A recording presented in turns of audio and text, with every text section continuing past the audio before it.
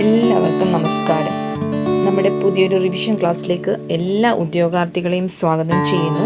നമ്മളിന്ന് പഠിക്കുന്നത് സയൻസിനകത്ത് ഫിസിക്സ് പോർഷനാണ്.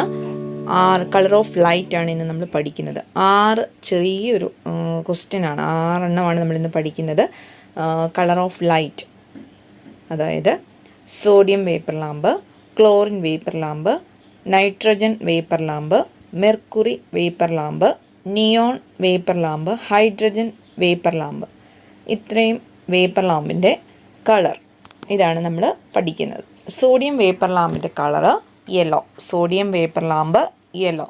Chlorine vapour lamp green, chlorine vapour lamp green. Nitrogen vapour lamp red, nitrogen vapour lamp red. Mercury vapour lamp white, mercury vapour lamp white. Neon vapour lamp orange, neon vapour lamp orange. Hydrogen vapour lamp blue, hydrogen vapour lamp blue.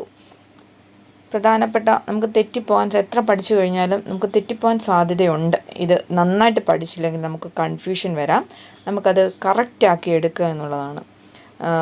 നമുക്ക് ഇതുപോലെ കാണാതെ പഠിക്കാം, എന്തെങ്കിലും trick ഉപയോഗിച്ച് പഠിച്ചെടുക്കാം. എന്തായാലും പഠിച്ചെടുത്തേ പറ്റൂ. Sodium yellow, chlorine green, nitrogen red, mercury white, neon orange, hydrogen blue. ഇത് വളരെ ഈസി ആയിട്ട് ആർക്കെങ്കിലും പ്രയോജനപ്രദമാകുമെങ്കിൽ ഒരു ചെറിയൊരു ഹിൻ്റ് പറഞ്ഞു തരാം. ഇത് പഠിക്കേണ്ടത് ഞാൻ ഒരു ഷോർട്ടായിട്ട് എഴുതിയിട്ടുണ്ട്, നോക്കിയെടുത്ത് എഴുതിയെടുക്കുക. ആർക്കെങ്കിലും പ്രയോജനപ്രദമാകുമെങ്കിൽ അത് ഉപകാരപ്രദമാകട്ടെ. ഒന്ന് ട്രൈ ചെയ്ത് നോക്കുക. സോഡിയം, അതാണ് എസ് കൊടുത്തിരിക്കുന്നത്. യെല്ലോയുടെ കളറാണ് വൈ കൊടുത്തിരിക്കുന്നത്. Sodium S Y. ക്ലോറിൻ്റെ CG അങ്ങനെ പഠിക്കുക. കളർ നന്നായിട്ട് ഓർത്തിരിക്കാം. വൈ എന്ന് പറയുന്നത് യെല്ലോ ആണ്, ജി എന്ന് പറയുന്നത് ഗ്രീൻ ആണ്. SYCG.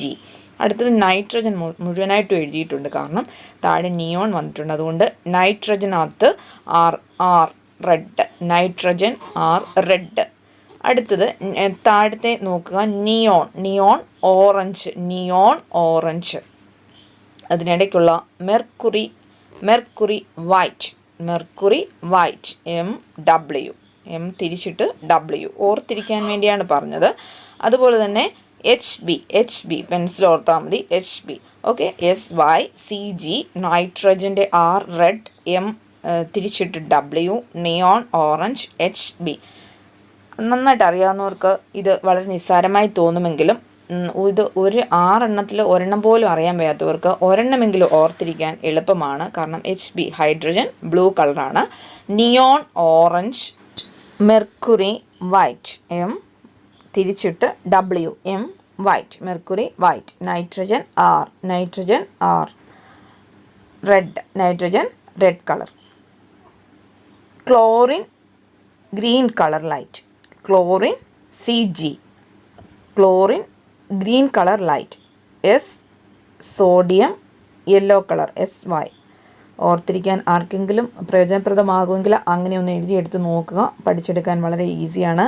അതുപോലെ തന്നെ നമ്മളിന്ന് ഒക്ടോബർ 1 അതിൻ്റെ ഡേറ്റ് കൂടെ നമുക്കൊന്ന് നോക്കാം. എന്ത് പ്രത്യേകതയാണ് ഈ ഡേറ്റുകൾക്ക് ഉള്ളതെന്നുകൂടെ നമുക്കൊന്ന് നോക്കാം.